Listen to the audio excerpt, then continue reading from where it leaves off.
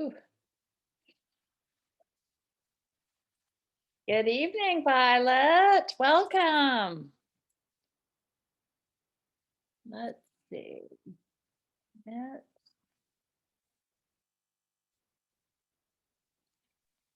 Hi.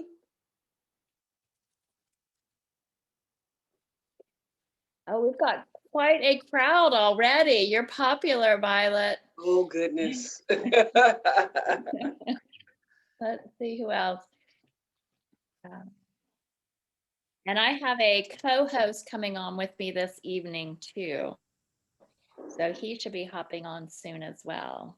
Let's see. Welcome, Steve, Tara, Sherry, Janice, Dominique, Carlos.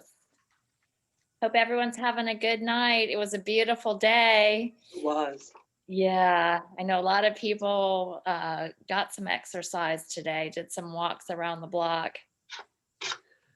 Let's see if I can, I'm gonna put this light on standby. I'm in my office and I have a large window.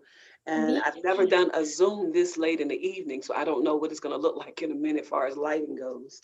Well, I'm having issues myself, so I'm not sure which way to move at this point. But it'll change. As soon as we get it just right, the light will change and then it'll be a whole different story. Woo. I think that's a little better for me.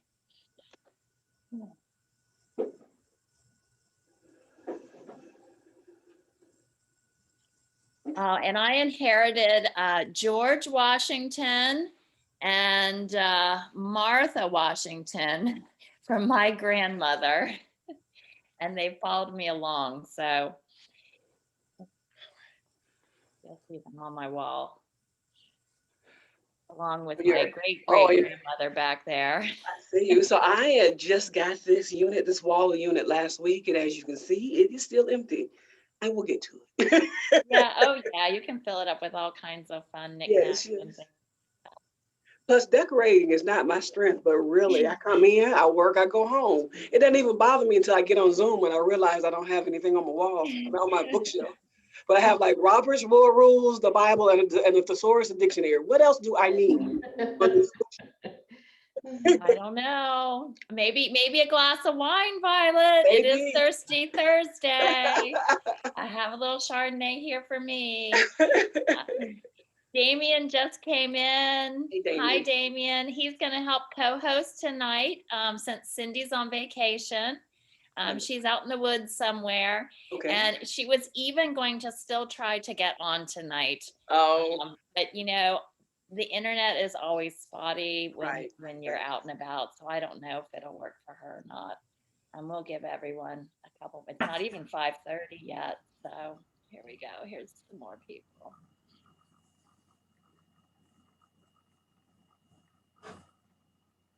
Let's see.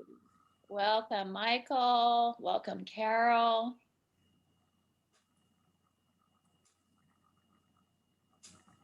Damien, do you want to say hi? And good evening, everyone. Happy Thursday. Happy Thursday. It's almost weekend. Yes. Yeah. Hope everyone's doing well. How was your week so far? Pretty busy.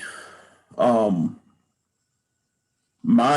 7 a.m. to 4 p.m. is a little crazy, but we're making it. Ooh, 7's too early for me. Yeah. I mean, it's a little bit of a challenge, but weather's warming up. So got my second dose and I'm ready to get back out of this house for a while. Yay, good for you. Now, is it 2 weeks until you're full strength or? Yes, actually it'll be 2 weeks will be this coming Monday. And my wife's trying to keep me from cheating and doing something this weekend, but cutting a little corner, but yeah, you're pretty close. Yeah. I've got my husband, he was way done a while ago because he's essential at Lockheed. Yeah. So they say. But I just got my first one. My son, who's 16, got the Pfizer, and my daughter, who's 18, got hers. So we were one down. Yeah, We I got my first one one more Tuesday. to go. I got my first one Tuesday, yeah. Is your arm still sore? No, but I went home and the 11-year-old who never really pays attention to mama, I'm sitting on the sofa. He comes and hops on the sofa and lays his head on my arm.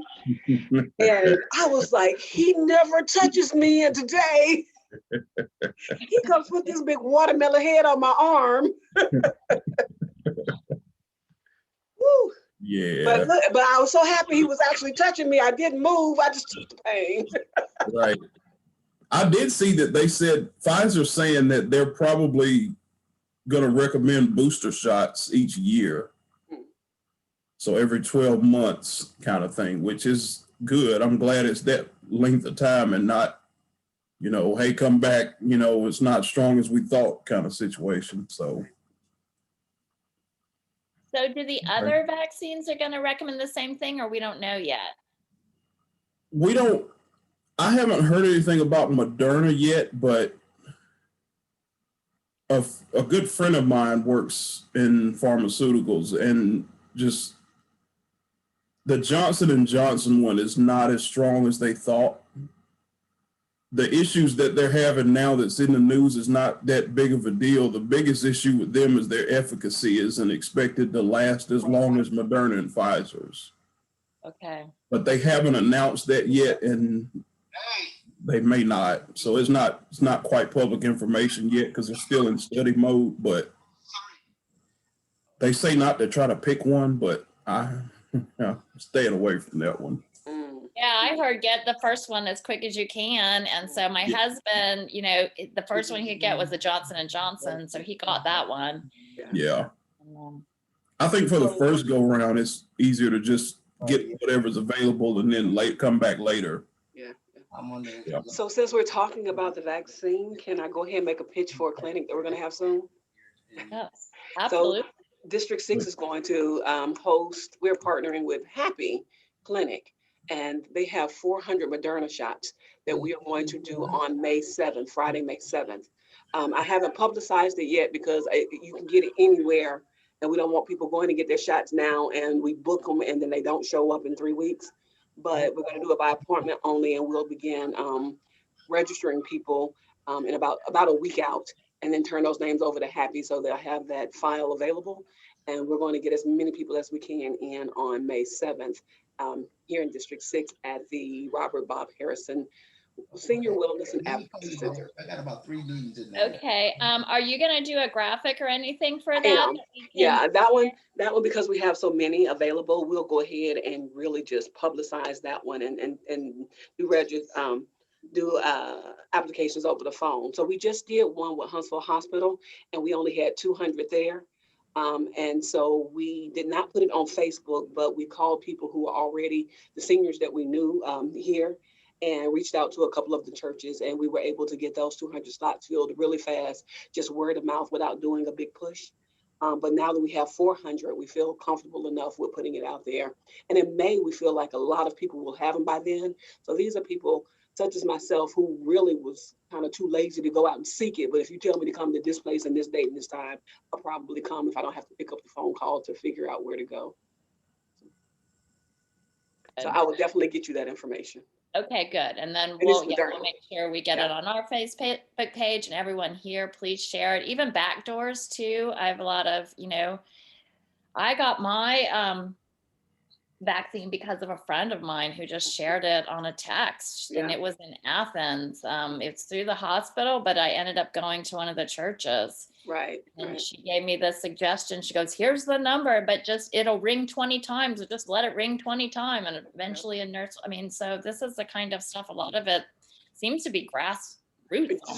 And we realized that with our seniors, especially those at our center, going online and registering, now don't get me wrong, I think that was a wonderful way to do it, but we just realized that some people were falling between the cracks, and that was a roadblock there. And so doing it this way with us calling them, or just like you said, word of mouth, or they just call here at the office and let us take their information. And Huntsville Hospital wasn't asking for anything private, it worked out well, and we had a very good show up rate. We didn't have a lot of cancellations or no shows. That's great. Anyone else here want to share a vaccination story or a good experience, or hopefully no bad experiences? So my first dose went pretty uneventful. I just had the sore arm for about 2.5 days. Second dose, I go in and I get the shot. I got Moderna at the county health department over here on Max Luther.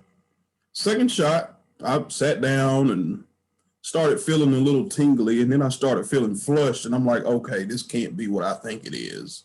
I'm getting scared at this point. So I go over to the nurse's station, and I'm like, hey, I'm starting to feel a little flushed. And she kind of looks at me funny. She goes, did you drink any water before you got here? And I said, a little bit, maybe a couple hours ago with my medicine. And she sat me down, gave me a bottle of water, and it went away. So just a heads up, if you've got your second dose upcoming, make sure you're hydrated. And we had an incident sort of like that on Tuesday with our first dose, just someone who hadn't eaten anything. And so afterward, and mind you, this is 1 out of 200. And we treated it sort of like when you give blood and you start feeling woozy. We just made sure we had crackers and juice and water available. And after she ate those crackers, she was fine. Yeah. Good. It looks like Janice had her second shot Tuesday. How'd that go for you, Janice? Any side effects?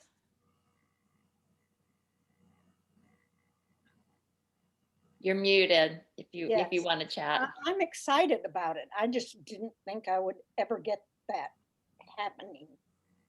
I had signed up through Huntsville Hospital on that waiting list 3 days after they opened it up to people below 74.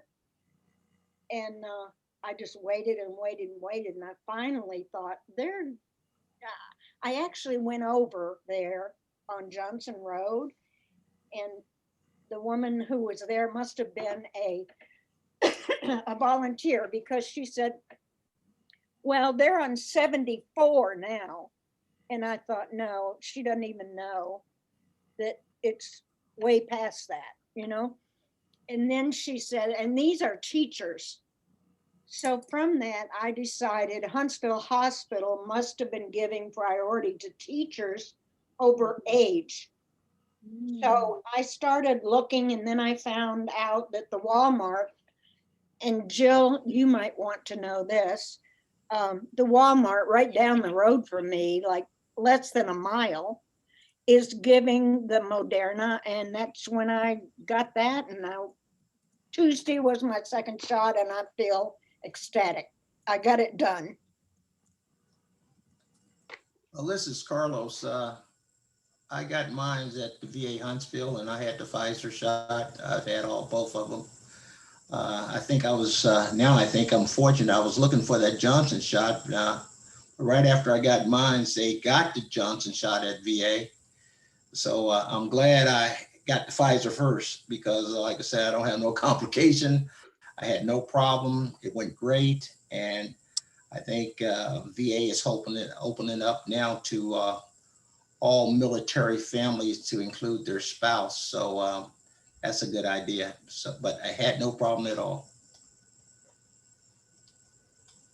We got our first Moderna 3 weeks ago, and we'll get our second a week from today. We drove to Lawrenceburg, Tennessee to the Walmart, and they had 2 days. They could schedule people 2 days out at that time. And when we got there, they said they had plenty of no-shows. They had more vaccine than they could give away. Well, that's scary in one sense, because it means Tennessee's not, and they're right next to us. They're right, just a stone's throw away. So we want those Tennessee people getting their vaccines. That's frustrating, but some of us took advantage of it. So, well, my family all got together in the Smokies Easter weekend, and I decided not to go because I hadn't had all of my shots, and the bulk of them live in Michigan. So I'm glad I made the right decision. You did. One of them lives in Jackson, which was where the bulk of their problem was at the time. I don't know what it is now. I just know that I thought after feeling guilty all weekend that I wasn't joining them, I felt like I had made the right move. Yeah, I think you did. Absolutely. We have to be cautious to the very end. Yeah, I'm not happy here in Madison. They're going to have an opening game day May 11th. And, you know, the CEO of the Trash Pandas is saying, fill it up 100%, 7,500 people. But, you know, it's not just us, it's people from all over the areas. And also, you know, not all these schools have chosen to keep masks either. There's a lot of schools that are opening up without masks. So that's, you know, it's like I said, we have to all be careful. Let's see, I think Cindi made it. I just think I let her in. Hey, Commissioner Hi, Edwards. Sorry, I know Cindy's jumping in, but I've talked to you a couple times on the phone, and I wanted to thank you for all the work you're doing to reach out to your constituents to get them vaccinated. And I was wondering, like, I know in Madison, I just feel like there's some people that are probably falling through the cracks a bit where they're not feeling comfortable reaching out and getting online and figuring out their appointments, because it can be very confusing. So how can we take your model and bring it into Madison and contact some of these older people who may be at home, may not really know where to go or what to do? I would love to be able to replicate your efforts in other areas in Madison County. All I did, well, you know, I have a facility and I just did a lot of begging. I called everybody. And in fact, Happy was first. And we started trying to work with Happy, and the application was just too much for us to try to do over the phone with the seniors. It was asking for a lot of personal information, and it was volunteers getting the information. They were just like, no, unless Violet calls me, I'm not giving this information. And I couldn't do that. So with Happy, we put that one on hold. Huntsville Hospital called. And so we had that 200, and they didn't need a lot of information to start that file. And that's the route we decided to go. And then it was funny because Happy called us during the Huntsville Hospital. They just, during the Huntsville Hospital clinic, I got the call from Happy with another 400. And so really, I just, you know, just put the word out there to everyone who I knew had it, health department, just anybody who was listening, just saying, hey, if you come to this neighborhood, you come meet me on the north side, then I would throw all of my resources behind getting people in the community here. And it worked that first time. And so the second time, we're keeping our fingers crossed, and we know just to not do it again, not do it too far in advance. So we don't have a lot of no-shows, but that was really, I don't know if that was a model, that was more like a wing and a prayer. And it just really happened to work. So with that, once I share the information on May 7th, this is not just for residents of District 6. I don't care who you are or where you come from. You know, if you have an appointment, you call and you register and you make that appointment, we will definitely take them. That's great. Thank you for that information. And it's good to see you. Good to put a face with the name. Thanks for everything. Yes, I got excited when I saw your name. Yay. Well, and with that said, we've had our little meets and greets and chatted a little and talked about the virus and our vaccines and how that's going. And let's go ahead and bring Violet in. She's going to talk about the rental assistance program. And, you know, it's hard enough to get into a seat. But I was there during I watched on, it was on Zoom or on YouTube, Violet, the last meeting. And you weren't there, but it's a tough, you know, I equated it to like almost like an auctioneer going through the list of items. Nothing's really explained. It's just boom, boom, boom, get it through as quickly as possible. And I was very dismayed. You know, they hadn't addressed the rental assistant program. And we've had a lot of questions through Madison County Democrats. And that's why we were so grateful that you could come on tonight and chat with us. and answers, just get us up to speed on what's going on. I did see there was an article today. And then we'll have some questions afterwards, because I know people do have a lot of questions to ask you. Yes, So yes. that said, we'll go ahead and give Madison County Commissioner Violet Edwards the floor tonight. Thank you for coming. Well, hello, everybody, and thank you for having me. I want to make sure, it looked like Miss Carol was trying to say something a second ago. Miss Carol, did you have something that you wanted to say? It looked like you went off mute, like you're about to say something, but nope, you're still on mute. Yes, here I am. Yes, thank you. I just wanted to say, if someone has a confirmed appointment for a vaccine, they can call 211 and get a free ride to and from the appointment. So that's something for the community to be aware of as well. Thank Absolutely. you. Thank you. Thank you. Good information there. And and 211 comes to the Harrison Center. So, so to the grant, I don't know how much everybody knows, so I will just start from the beginning in January. Is that okay? We'll just start from scratch. So in January was the announcement that the Treasury had several $1 million that it was putting out across the United States, and the state of Alabama got a lot of money. Forgive me for not knowing the number, but it also said that with municipalities of a certain size, that you could apply to receive sort of like your fair share. It's like you did not have to get involved. You could let your constituency go through the state of Alabama, or you could apply for this money. You had to have at least 200,000 residents, and you could deliver the service to your residents yourself.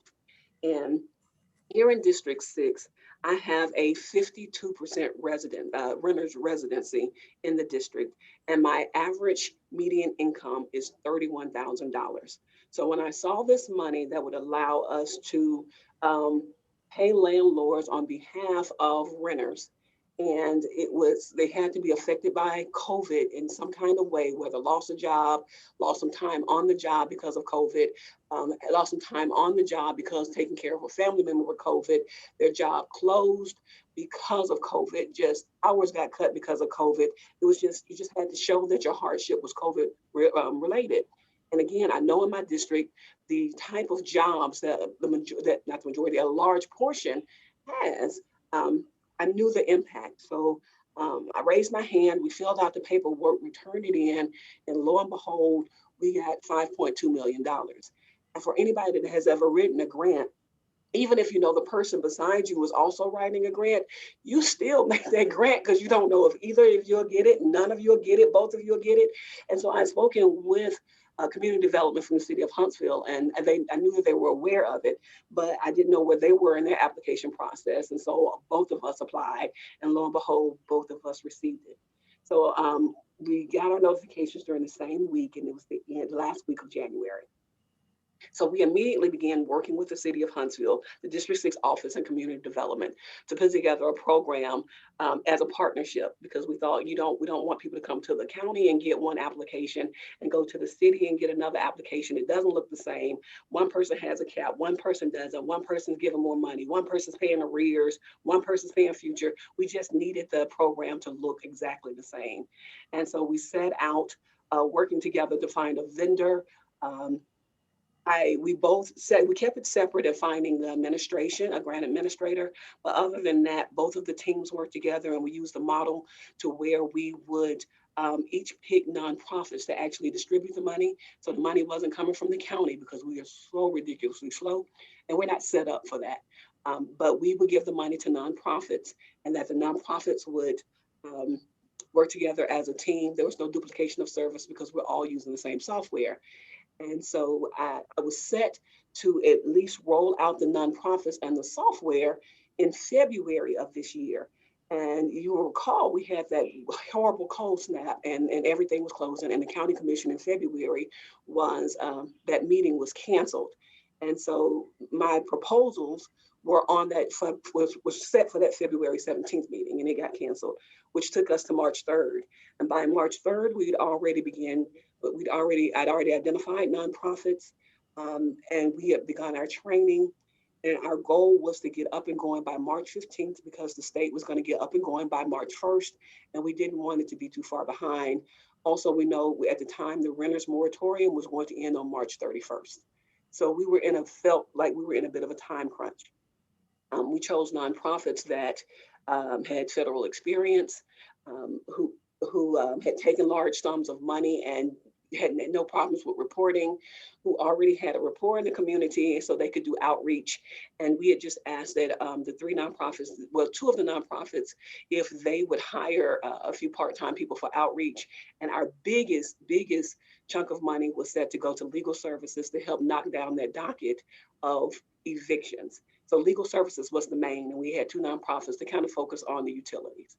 So that's what we were, that's where I was in March. And I really thought everything was set, so much so that we went to the March 3rd meeting and we had a press conference scheduled for 3 o'clock that day with the mayor and the chairman announcing this great program and the partnership and the rollout of it. And so that morning I was pretty much taking the three nonprofits and the information to the commission so we could at least finish building the plan out, and so we could pay those nonprofits for the training that was going to be necessary. They'd already given us about 12 hours, so we could actually pay them to continue building the program for us. And as you saw on March 3rd, first proposal was read, and I didn't get any support. I didn't even get a second. And then it was, the motion was made that we table it because the commissioners felt like they needed more information. And during that meeting, a special session was called for the very next week, exactly 7 days. And during that 7 days, I attempted again to go out and meet and sit down and talk with the commissioners. What information do you need? What do you feel like, what did I not provide? I could see, as far as communication, how some people got lost as I was working to build a program. I worked with the staff of the Madison County Commission, and I just sent to the commissioners updates. We didn't really have a committee, but I would just send them updates. And I later found out that in those updates, I should have been like, here's the update, what's your feedback? In my mind, when people are feeding me information, I have questions, I just instantly answer, but I didn't specifically say, so what do you think? I was pretty much like, well, here's where we are, here's how it's progressing. And so, so I went on a tour for a week, trying to go around and give the commissioners information that they needed before the meeting, so the meeting wouldn't be brutal. And on the 17th, we had that, on March 10th, we had that special session. And if you watched it, it looked a lot like a Senate hearing. And again, I answered, the questions that were asked of me. And they knew that I probably would not be there on the next meeting because we had some mandatory training.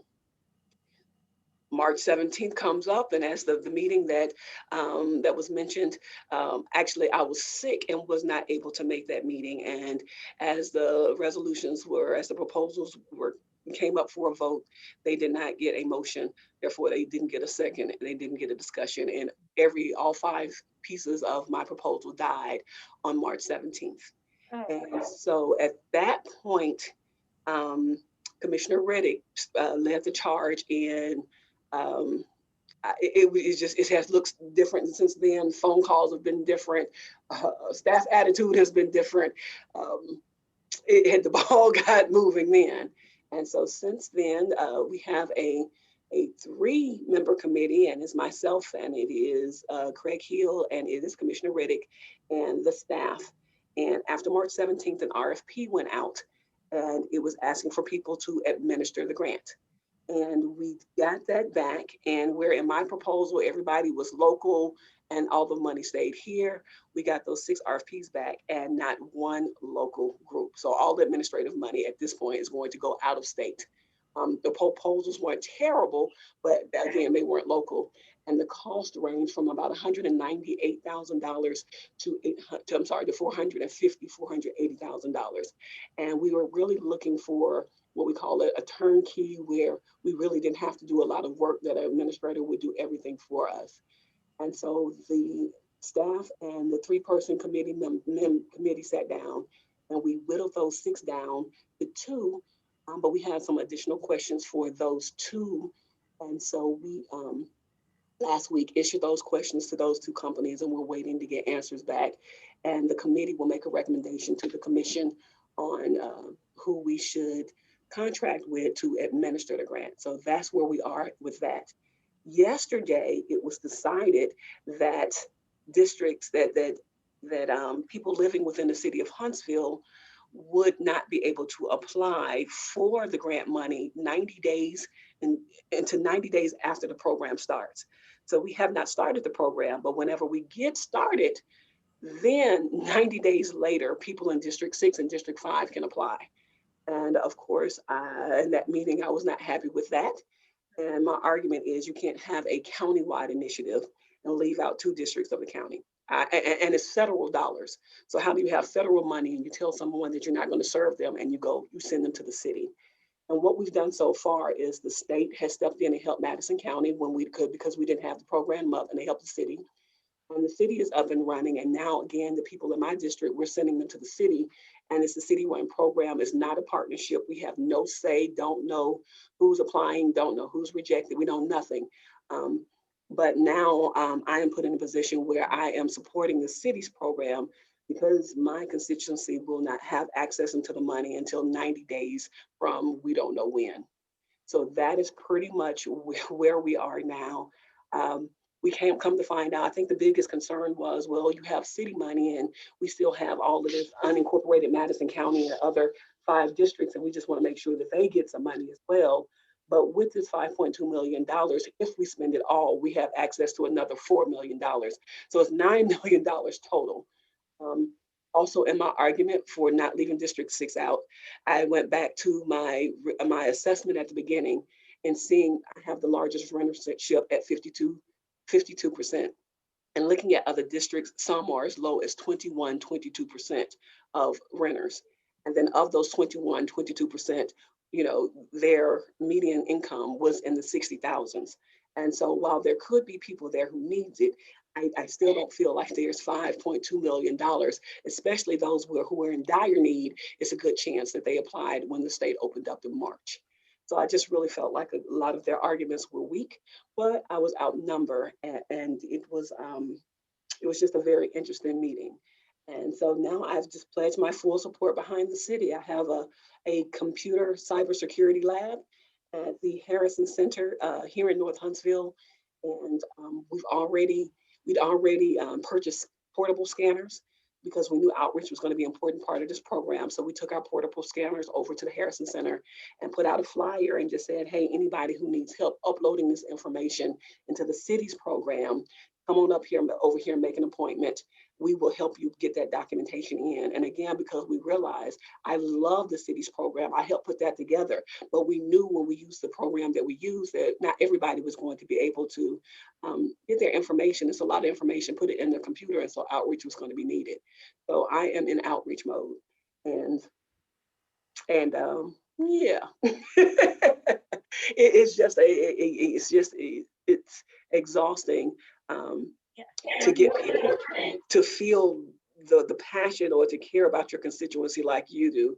It is exhausting, but I am so happy that we have that community lab, and we'll definitely play our part to make sure that the residents of Northwest Huntsville are still served by this federal grant money, no matter which entity serves them. That's where we are. Let me ask you a question. Okay. I missed, what is it who wanted to leave out 2 districts? So this was made by Commissioner Phil Reddick, and actually he is in District 5. So he proposed to not serve his people, and my people is how I see it. But again, I'm the one with the most people in need. What was his rationale? I don't get that. Why would you? The rationale was, well, you're in the city limits, and so go let the city serve you, and this money will be spent on areas that's not within the Huntsville city limits. So I missed that part. So on the surface, it's just like, that makes sense. But again, it was brought out in the meeting yesterday that in Huntsville's program, they had about 1,000 people who have signed up so far. And of that 1,000 people, about 300 have actually completed the application. And they have paid, I don't know, less than 100. So in looking at that, Huntsville has been up and going for less than a month. So I'm definitely not knocking any of their numbers. Kudos for getting it up and going. But I'm on the outside looking in. So if they only had 300 people complete the application, then that's, you know, that's 700 that is still in limbo. And as a program administrator, I could go in there and look and, you know, and see what's the problem, or have outreach, call people and say, how can I help you? Come to the district, let us help you finish out this application. I would just have more control in the outreach part of it. So I akin it to, you know, yes, living with my parents and depending on my parents' money, I got everything I need. It was sufficient. I was able to do the basics living off my parents. But to have my own paycheck, boy, that just looked different. You just, to have control or to be able to do something, you know, with what is yours. And that's how I feel about this program. In January, it was just, we were going to get out there and we're going to do this work and we're going to get this done. And now we're just, the office is just in the mode of, okay, well, how can I work best with the city, not being a partner, not having access to their information, but pretty much just registering people and sending it that way. And all the approvals and everything go through the city. And let me ask you this. Is it possible that you would have had some local bids if you had talked to them personally ahead of time? Is it because they didn't know what they were doing? If I would have had personal bids from Local. local. Local. Everybody. So when they opened it up, the RFP out, local could have applied. The firm I went with was a lady who was very well known in this parts. In fact, she her firm had done. I just finished the. She's a very experienced in city planning, and I can't think of the big project she had just wrapped up with the city. And so she had worked with the city of Huntsville, the city of Athens, several nonprofits. She'd worked with the county years ago. And so she was very well qualified, and she had a team of 3 people and an attorney. And so, again, all the money was going to stay local, and she was very well known. Also, the proposal was sent to them. They just did not feel comfortable. And so rumors and stuff started spreading that, you know, it was her qualifications were questioned. And of course, she was very much offended by that.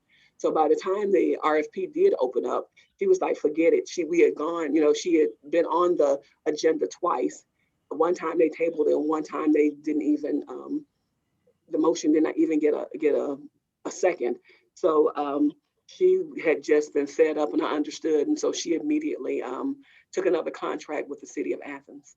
So that's why she didn't apply. And then everybody else, you know, I don't know what happened. I just know that nobody locally or nobody from the state of Alabama applied to help us administer it. Well, it's nice to know you have so many people helping you. Mm-hmm. It was a very well, I felt like thought out, you know, so well, so I could say, well, the plan wasn't that bad because the city is using it.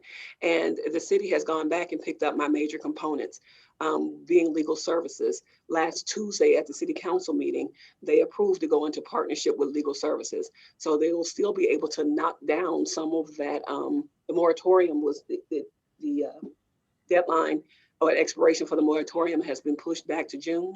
And so the city has partnered with legal services to help knock down that eviction docket. So I even see that as a win because that's who I wanted to go with. And I feel like legal services had a significant number of cases from District 6. And so I was very happy to see that went through. And again, it kind of softens the blow to know that at least the people who I was trying to serve are going to get served. Also, the 2 of the people that worked with, well, one of the people who worked with the firm that I was going with was going to be part-time, and the city hired her on their program as well. So it was absolutely not a bad plan. It was not, I absolutely had quality people. And I'm watching my plan being executed By Wait a minute.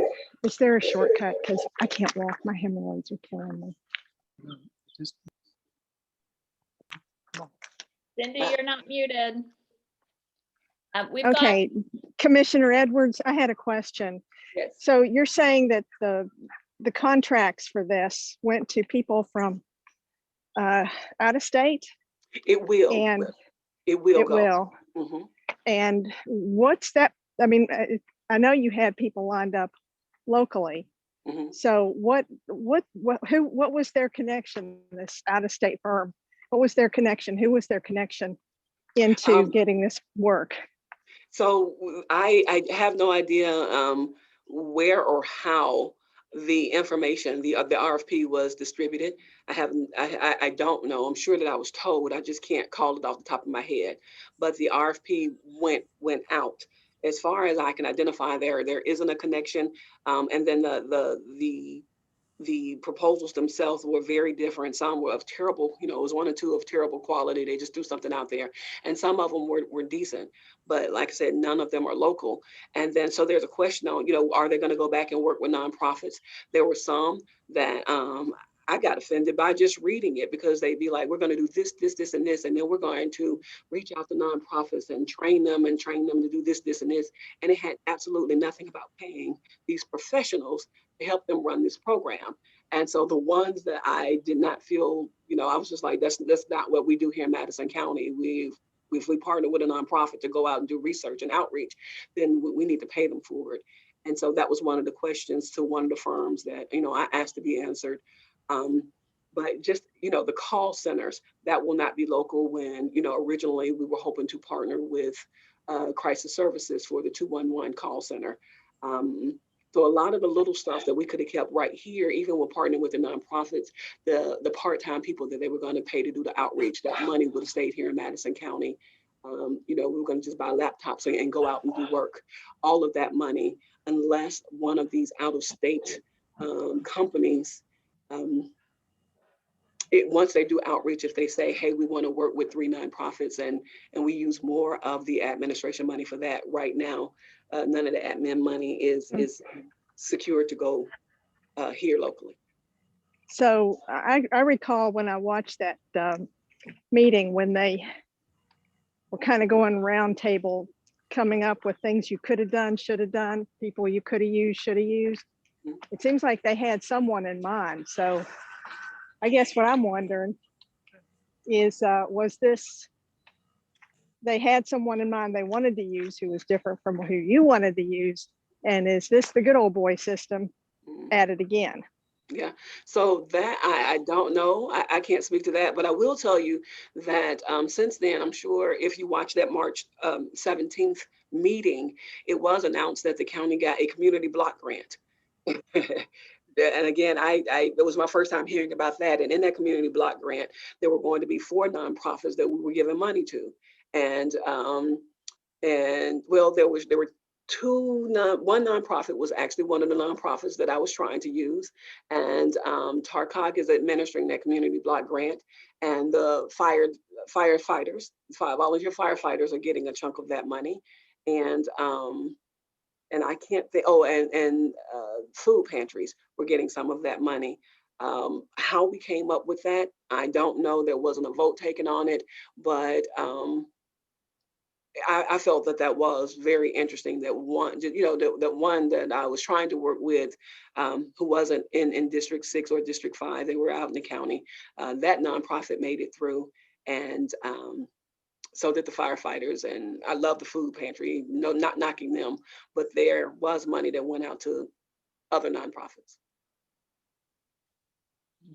Let me Thank you. ask you this. These other, I mean, you're new, but I think 4 of them are not new. Are you getting any cooperation from them?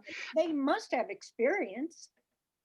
So, well, with me finding the grant, so it came in an email. So I'm still new and I still read everything, and I'm still, everything that comes in this office, I am just trying to soak it in.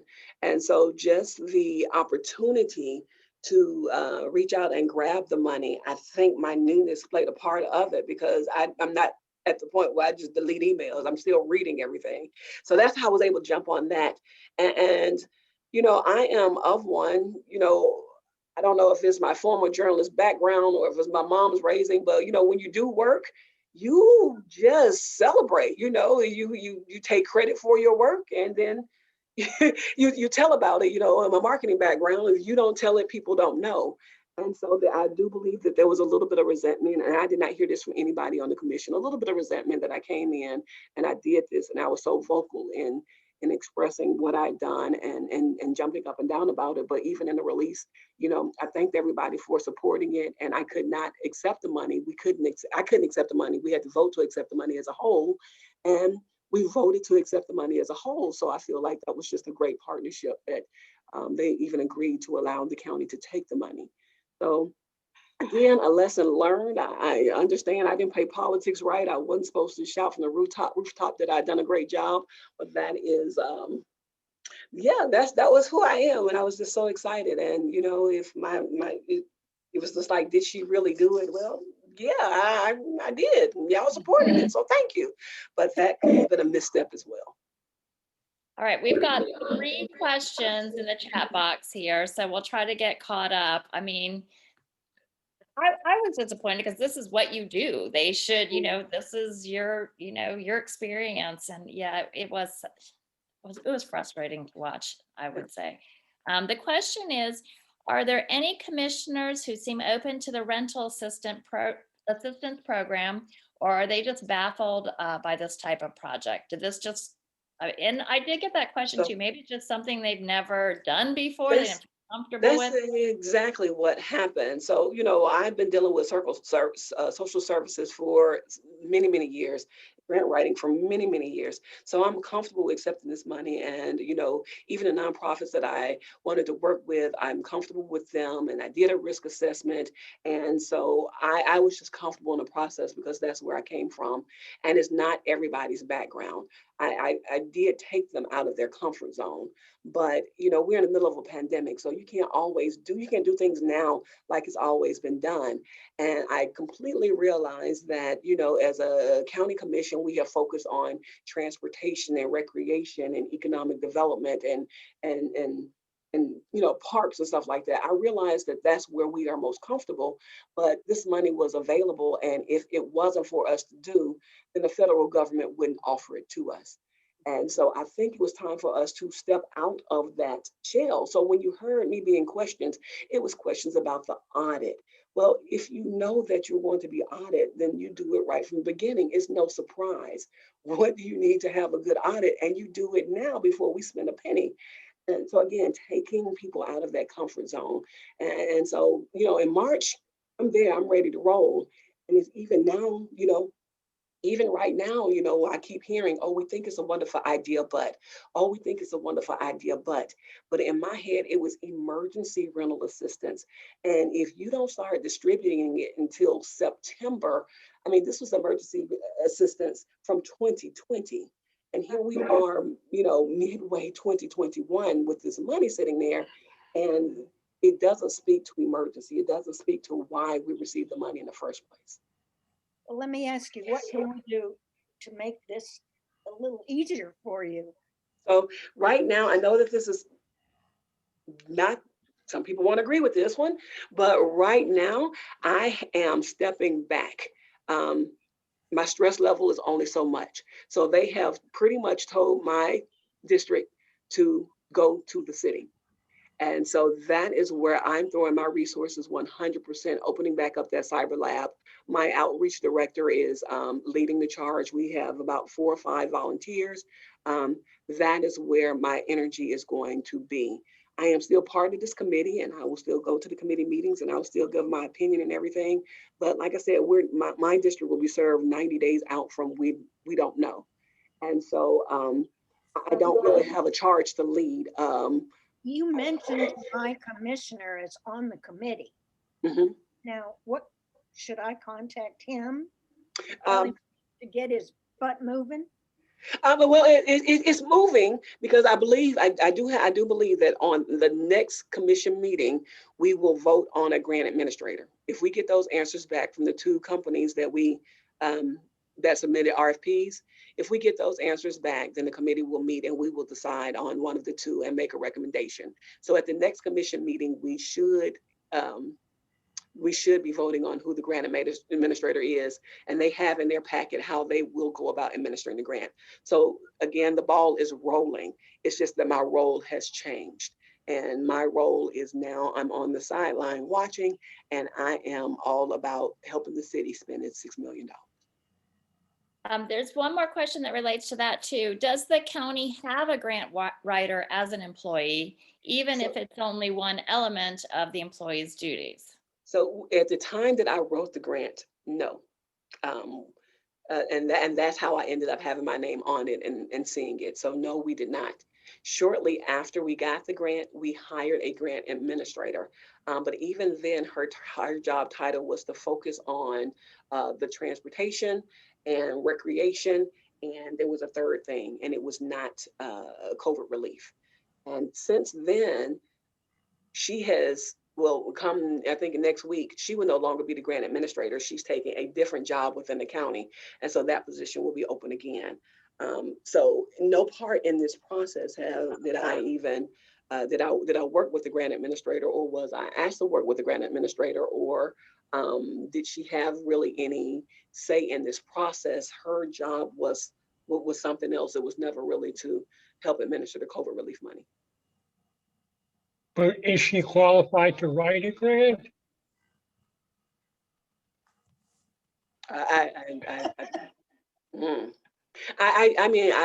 I'm sure she's a nice lady, and I would think so. I would hope that she is qualified, that she went through the proper vetting, and that she is indeed qualified to do that. I would think so. I think we have a wonderful staff in the county, but again, whether she was qualified or not, she won't be in that position very much longer. But I never questioned her qualifications. I just know she wasn't part of the process. Thank you. Okay, and we do, Steve made a note, yeah, and I would like to know as too, we all would like to be informed of who's chosen as the grant administrator. And then do you know, has there been any in-depth press coverage of Madison County's delay of this rental assistance program? It has. So Channel 48 has been the only station, it's really the only station that has like a beat reporter, and he has covered it. And I feel like his coverage has been fair.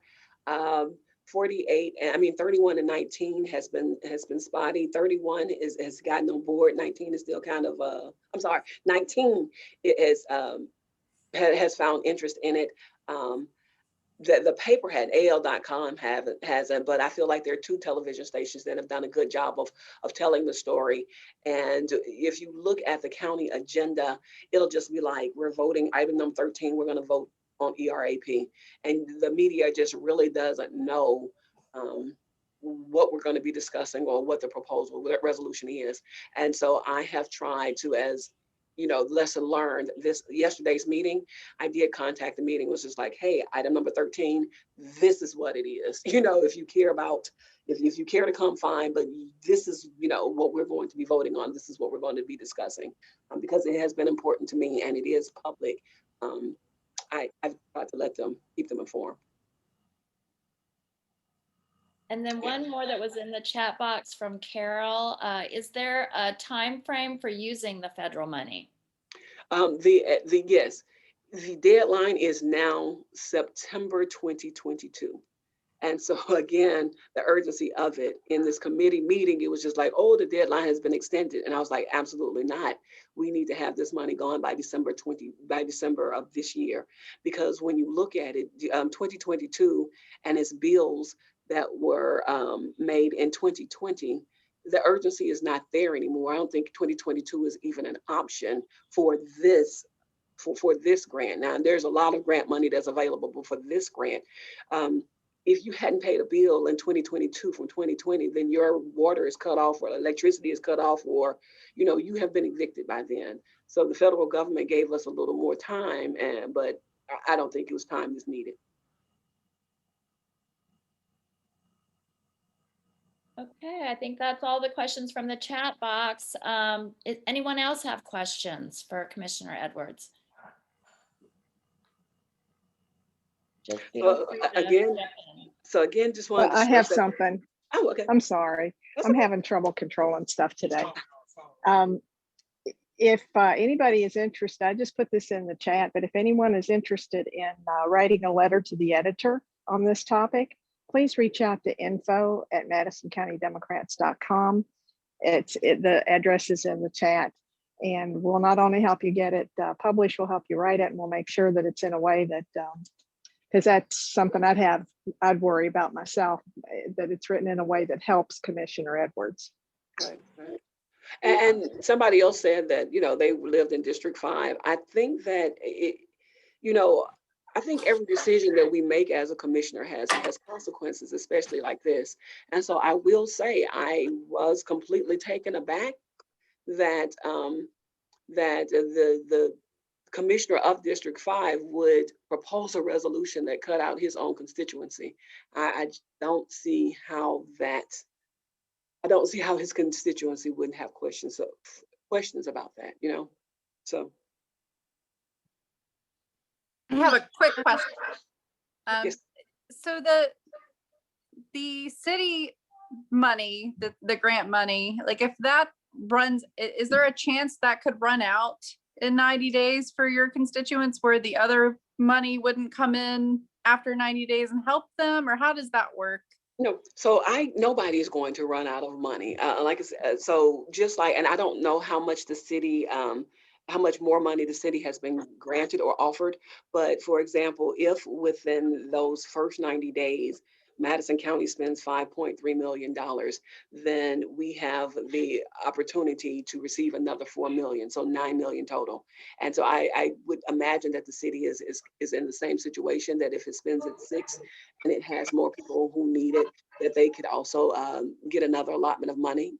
But I don't know that for a fact, which is why I don't understand why we even cut me out for 90 days, because I don't think the money is going to run out, but I know that the need is there. And I do know which constituency, which district had the greatest need. Yeah, that's puzzling if the money would not run out, but if you don't spend enough of it by a certain time, that you wouldn't get more of it for more people that might be in need that haven't reached out yet. It just kind of puzzling. It is, and my biggest concern also was, and I don't think the federal government is going to claw back now, but when I was pressing the issue in March, then it was firmly stated that, there were some districts in Alabama that the money was going fast. For example, Mobile was projected to be out of money within the first 3 months. That's how many people applied the first month in Mobile. And so we received notice that there will be an audit around this time, around the 4 or 5 month phase. And for districts who had not started spending money, or the money wasn't going quickly enough, that the government could claw it back and put it in places that needed the money. And so while they're saying now we can get additional 4 million, they still haven't said that if we don't start spending and they do that audit and we're not spending, that the possibility, I do feel, if they did it, they could claw it back. But with them giving an extension, I don't feel that they will. That is new. When I was pushing it in March, the option or the possibility of them calling it back was very real.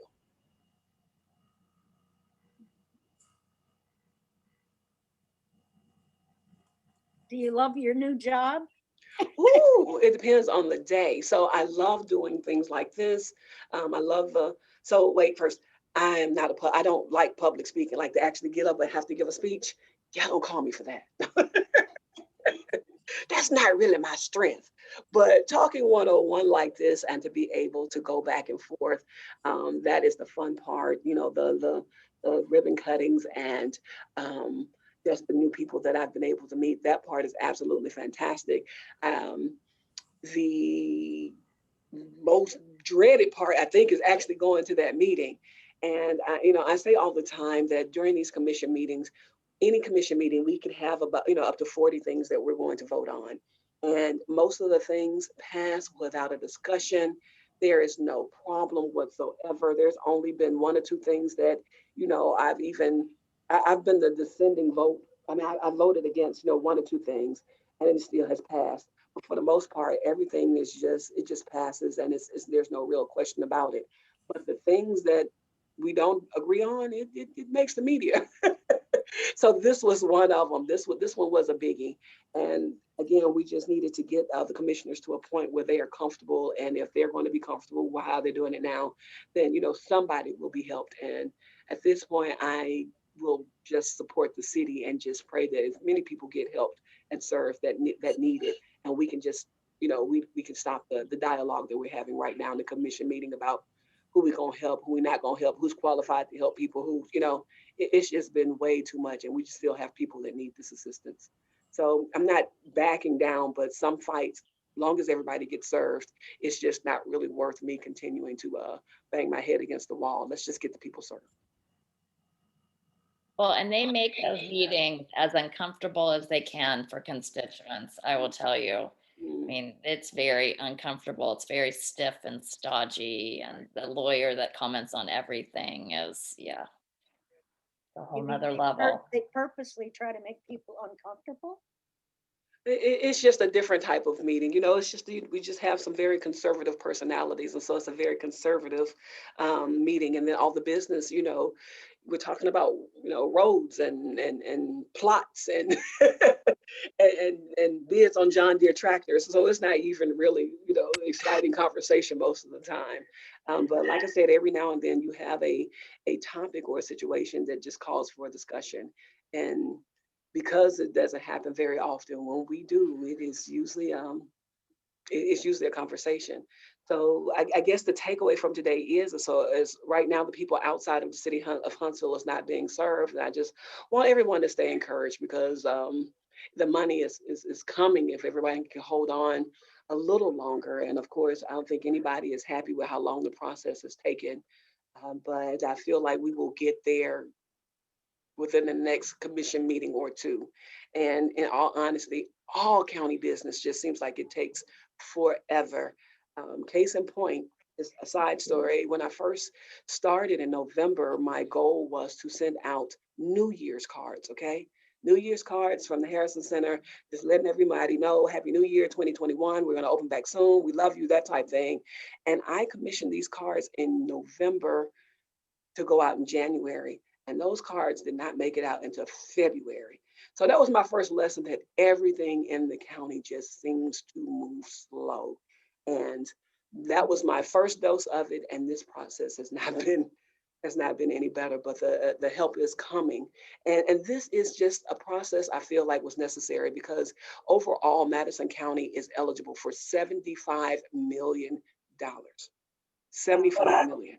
And if we go ahead and go through these growing pains now, if we go ahead and figure out a process, if I already know who's comfortable with what, and now I know the hoops that need to be jumped through or whose permission or who I got to tell to go sign or stepping out of it completely, now that we are learning these lessons, this was a $5 million test that we needed to just go ahead and pass and take those hard knocks to open up the road for the other federal dollars that could head this way.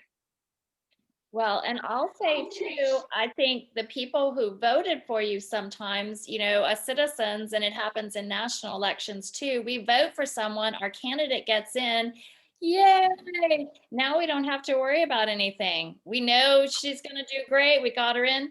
But I think we need to educate people too that you need to keep supporting your candidate and keep showing up for her afterwards. And do you have an email list from your campaign? Do you say, hey, if I could get 10 people to come and say how desperate they are to, need this money. I heard one woman who was very convincing at that one meeting, and she was very well spoken. And, but if you could have had a line that, and granted it's COVID, so. Yeah, and that's just it. I will say though, one of the proudest moments was on that March 10th special session. The line was down the hallway. So usually the commission meeting is held and on the second floor, and it's a decent sized courtroom. And while it's not packed, everybody tries to social distance, but you know, we can spread out a little bit more. But with it being a special session, then it got moved back up to the commission chambers. So the room was a lot smaller. And then on the agenda, there was no call for comments. And so we had a judge there, the Judge Coates, who works with the evictions. She was there. And just to get to my seat, I had to part the people to get to my seat who were there to speak on March 10th. And that just, I was just so excited to see that many people come out and be ready.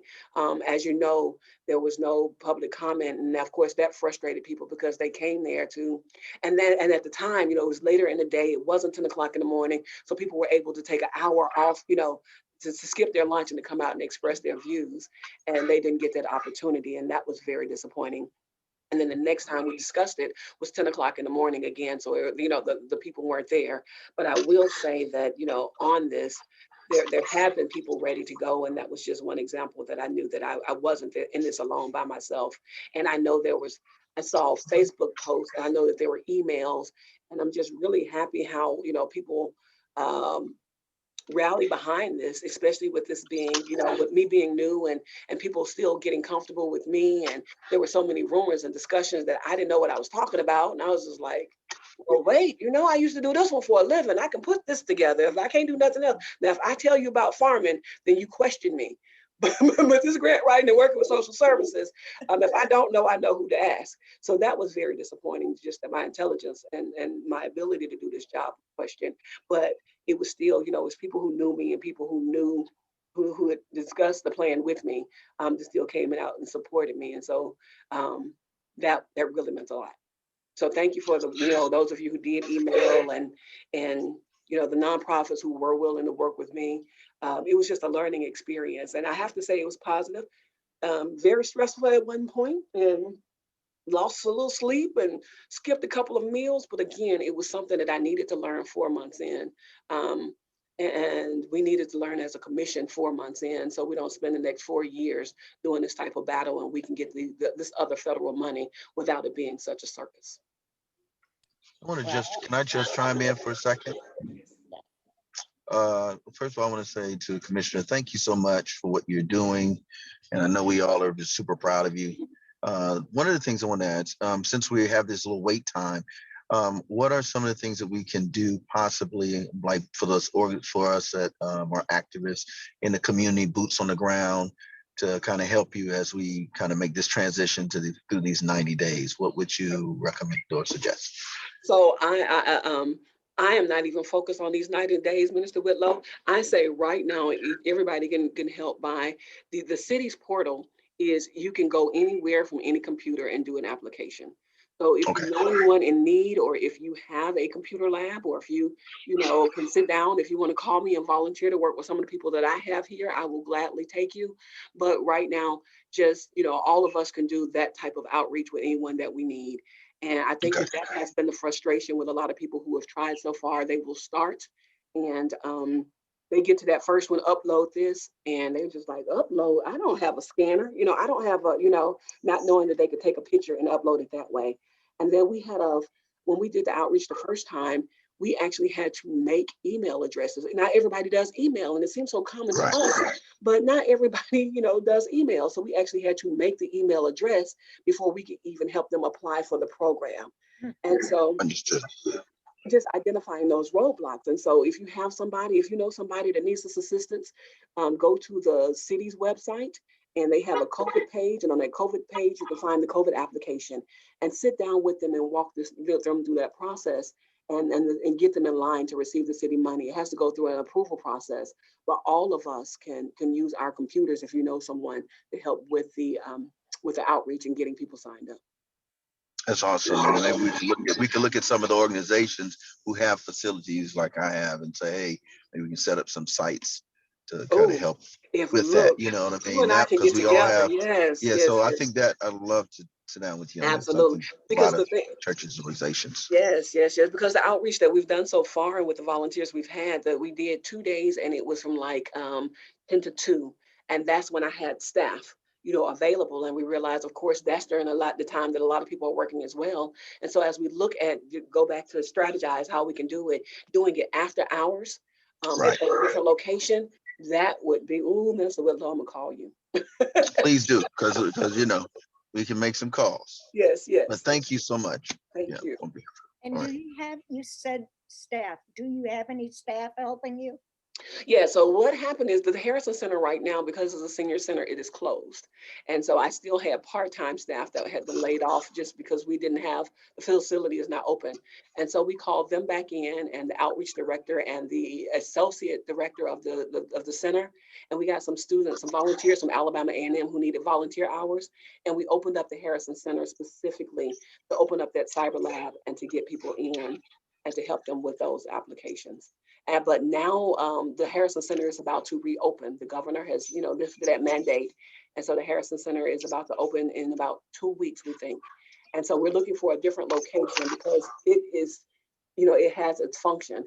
And so, hopefully I can get with Minister Whitlow and we can look at other locations that we could just take volunteers and continue to do this outreach as the staff goes back to work. Done. Boom, that's how you do it right there. There it is. You already know. I'm gonna be quiet. Well, I'd say the other bonus of this whole, thing that went down, Ms. Edwards, is that people are mad, and there's been a lot of talk about, hey, we need some more commissioners on there to support you and get some of this stuff through. So, I mean, it's worked on that end too. So, yeah, because politics is bad. When you go in and you think you got to vote and you don't get a second, that's a bad day. No, I was sitting there going, really? Not one of you is going to second this? Not one of you? I was getting ready to throw when you have TV. A press conference planned, you don't get a second. It's not a good day. I needed there was a thirsty Wednesday that day. Oh my gosh.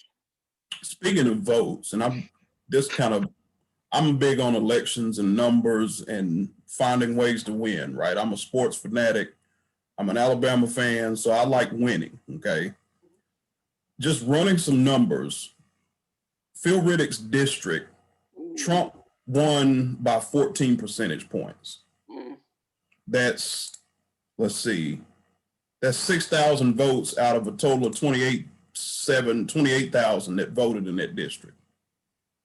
That's a R plus 14 district in probably an R plus 20, area, okay? So there's opportunity there. And his last 3 terms, he ran unopposed in the general election. So we get a good candidate, get good turnout, send them out there shaking hands, leaving, some veggies on front porches and a card. You never know how things will turn out. Right. Well, I am at the point where, even looking at the numbers, I would just, I just try to keep that mindset that everybody is vulnerable, Everybody's vulnerable. So, everybody. I agree. That's a good policy to have, because that's how the Alabama Republican Party chipped away at the Democrats for years. They just went after every seat, and they fundraised like hell, and they didn't campaign with fear. They campaigned like they were trying to go after people's throats. So they're still doing that. Yep. They're campaigning like they want to dominate. And I think as Democrats, I think we kind of get a little more intellectual rather than, getting in the mud and fighting. You know what I mean? So everybody's it's a new day. Yep. It's a new day. It's a new day, family. Believe that. It's a new day. So I agree. And there's several things that I'm the lone vote on, and it doesn't have to be that way forever. For sure. All right. Any other questions? We've gone our hour pretty quickly here. Oh yeah. Wow. I know. Usually we're sitting here waiting, pausing, any questions, we've just kept on going this whole time. Yeah. Like I said, I knew there were a lot of questions here for you. Anyone else? This is Barbara. I have a quick question. Violet, did you say that you were at one time using the Senior Citizen Center at one time? So District 6 manages a center. We have a center, not the one on Drake. We have one in the Cedar Point neighborhood here in District 6 off of Pulaski Pike. And so that is on county property, and the budget comes out of my district, and I, manage the staff and the property. And so there we have a, wellness center, and we have senior programming, and we have a pool, and we have the cybersecurity lab. And I'm just making a plug for that center because it's about to open. We have a beautiful. That's what the Senior Citizen Center's reopening. Yes. So would you be able to use it again, or? We will. Well, the senior centers are able to reopen on Monday, and we are probably going to do the soft opening at the beginning of May. And so that's why when it comes to doing the outreach for the ERAP money, we're looking at other places and not just at senior center, because the seniors, I'm sure, are going to want their center back. It's been closed for a year. So that's why, I have, we talked about doing some here at Whitlow. We have a large building here, and, any laptop will work, but we have office space. And so we actually, because we thought that we were going to be administering it locally, we went ahead and got furniture for our cubicles and stuff, because we thought we were going to have people here, and that furniture is sitting here unused. So we can use volunteers here in our cubicles with a laptop and do some outreach here. We had considered the North Huntsville Library. As Minister Whitlow said, maybe we'll hopefully partner with him and just really get out there to get the city's money spent. I have a question. I do have another question. Yes. Regarding the laptops. Do you already have those in place where you just need to be set up, or how does that work? Or do we need to work on trying to getting support for organizations that may have like after school programs, organizations like myself? So what's that? So the laptops, I don't have them right now. We have the the desktops at the senior center. And then here we have kind of like I don't know, it's not a tablet, but it's a computer, and it's like a monitor and screen and everything together. And so we just bought portable scanners, and we downloaded the information, and we've just been plugging it in. We haven't tried it any other place, but there was administration money for the laptops. And so we're going to buy the laptops for the nonprofits to go out. I don't have that money now. So that's why we're looking for some place like the library has a computer. We can't use our scanners because I don't know if we can download the scanner information, but we can take a picture and upload it. So we're just figuring out ways to be creative to use, to still be able to download and upload the information. But we haven't purchased any laptops right now. We're using the desktops. But if somebody has a laptop, the information is not stored on their laptop. We'd just be using it to get to the city's site, but no information will be stored on their laptop. Okay. So yeah, that'd definitely be a conversation too. Okay, cool. I have a question. I know we're really pushing it, and I'm sorry. I have a quick question. As far as training goes, like if volunteers wanted to do this in their own neighborhoods and through their own, nonprofits or community groups, is there a training that we could go through to understand how to put the information in and help people? I would gladly, my outreach director, I could gladly send him your way. He trained the volunteers that we have. And really, we just gave the city the heads up and said, hey, you're going to see some applications that say Big Bird, some that say Sesame Street, so don't process those. And that is really because we don't have the backdoor access to their program. We just did it using fake names, walk through the software, what you can have, what you can't have. And then for the documentation, we just, took a picture of a piece of paper and uploaded it. As long as something was in there, then it would let you move to the next question. And that's how we did our training. So they had about, I don't know, maybe about 15 dummy applications just from us training our volunteers from the outreach we've done. And so that's what you could do as well, just as long as you make it so obvious that it's not a real applicant, to walk people through it, and you can get to read the questions and get a feel for it. And then the city's grant administrator is so excited about help that she's allowed us to, if you do this training and you start a session, You call her on her cell phone if you have a question. So she's just excited to have the help as well. And I'm sure that Awesome. if that's what you want to do, we can help her facilitate it for you. And we'll Yeah, as far as pushing out information to the community of who is eligible for this assistance, are there some graphics in place that we might be able to share on our social media to draw people in to understand that they are eligible and they should come and get this assistance? And I mean, so that we can help with that part of it? The county has not made it that far yet, but I'm sure the city has some stuff on their website. And that's just it, because I'm not, it's the bad part of being a support. Like I'm not there. I'm not in the midst. I don't know what they have or what they don't have. Right. With us, it was easy. We just made our own, and we were just like, hey, application assistance. Put the date, time, and the number to call for appointment, you know. But they do have a link. You know, I do know that there is a site, a place where you can send a link and say, you know, you need to have these qualifications. I have seen that as like a poster off the city's website. They have a COVID page, and that information is somewhere on there.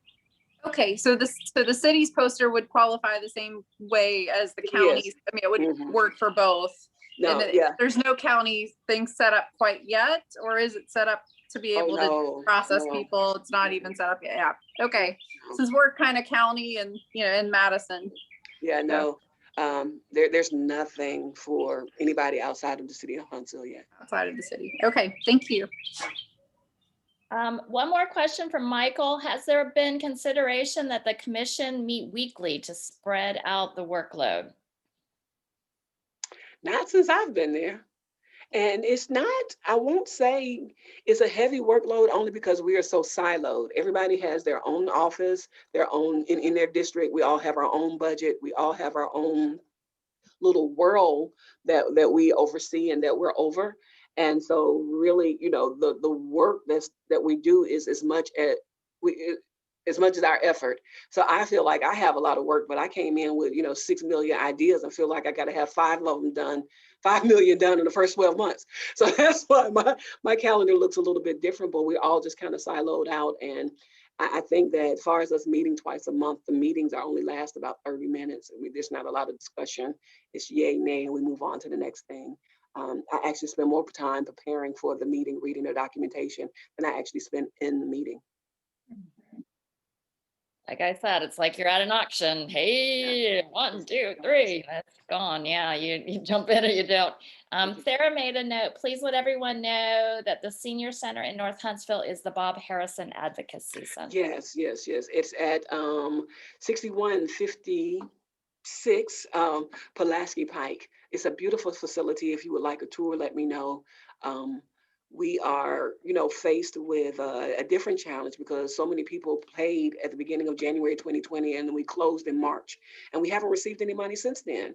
And now we have those people who paid last year coming back, and we have to honor what has already been paid. So we have been we're kind of working ourselves out the hole once we reopen, but we're so looking forward to it. We have a great staff in place, and it's going to do big things. Like I said, I have a lot of ideas. We already have a community room that's in the back right now. To use the facility, you have to be a member, but we have a room in the back just for people who want to hold meetings. And we're already starting the calendar. So, you know, the cancer survivor meetings and diabetes education meetings and veterans meetings, those type of meetings and ministries that just offer support are going to be held in that classroom on campus. And you don't have to be a member of the Harrison Center to use that classroom. You just have to reserve it. So we just have big things that we have planned for it. And then, of course, we have a large ballroom if ever you're holding a fundraiser or you, I know that we did the Blue Dot Ball there several years. Yeah. So it's a wonderful ballroom, and we have a in-house caterer who I'm surprised I have not gained 100 pounds because they can really cook. This weekend we have a wedding. Like, we could still open, we just couldn't serve our membership. So we have a wedding that's going to be held there on the grounds. We have a pavilion for drive-throughs and birthday parties and stuff like that. So it's a wonderful gym that we just, we have a website that's coming. And of course, as a marketer, you're going to start seeing it everywhere because I'm really going to get people out there. It was just so we could let everybody know just of this beautiful facility that we have. Well, thank you so much for coming tonight. Thank you. You've answered a lot of questions. We really appreciate your taking the time to do this. And thanks everyone for your patience with me as my first hosting, and Damien is his first co-hosting. And we Yeah, hope did great. We did great. many more times together on Thursdays. And we're hoping we can get out maybe in some type of outdoor public venue soon. We keep getting those vaccines, right? Well, thank you so much and have a great night, everyone. Thank you. Okay, good night. Take care. Have a good night.